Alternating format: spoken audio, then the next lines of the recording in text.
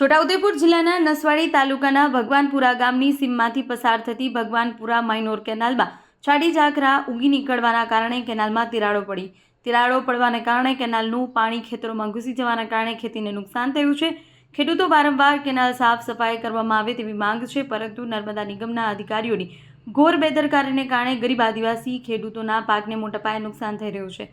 ભગવાનપુરા ગામની સીમમાં અંદાજિત 10 એકર જેટલી જમીનમાં નુકસાન થયું છે।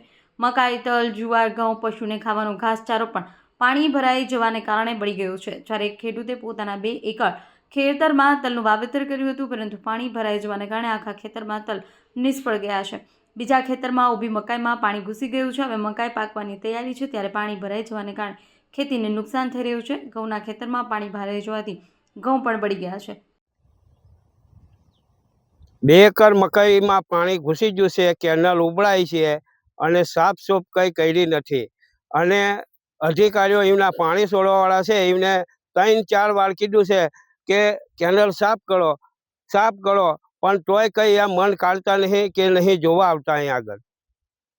અને જોડે 2 એકરમાં તલ વાવેલા છે, એનીમાં અડધા તલ ઉગ્યા છે અને અડધા 1 એકર જેટલી જમીન તલ વાવેલા પડી રહ્યા છે પાણી અંદર ઘૂસવાથી। અને અડધો એકર જેવા ઘઉં બગડ્યા છે અને 1 એકર જેટલું બાટું બગડ્યું છે અને અડધો વીંગો જેવો જુવાર બગડી છે અને પેલી બાજુ 1 એકર મકાઈ બગડી છે અમારી, પાણીમાં ઊભી રહી છે અત્યારે। અને પાણી છોડીએ અમારે પાવાનો સમય આવે અને કેનાલનું પાણી આવી જાય અંદર, તો અમારે કેવી રીતે ખેતી કરવાની? ડોળો કેવી રીતે ભરાશે? એ સમળો કાયેલું ખરું, પણ એને કહ મહિલા વગર, જમીનનો કહ મહિલા વગર ડોળો કેવી રીતે થવાનો? અને એનો દાણો કેવી રીતે ભરાશે?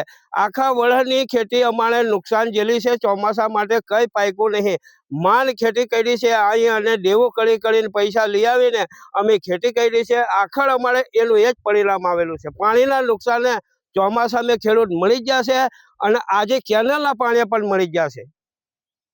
તમારે શું માંગ છે? અમારે કેનાલ સાફ કરવું જોઈએ અને રિપેર કરે તો પાણી અહીં છોડવાનું। જસુભાઈ,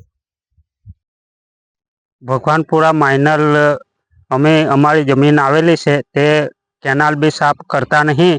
એનીમાં તલ અને મકાઈ વાવેલી છે, મકાઈ હુવાડી દીધી છે અને અમે બોરનું પાણી લઈને મકાઈ ઉગાડી છે અને બધું નુકસાન છે। અને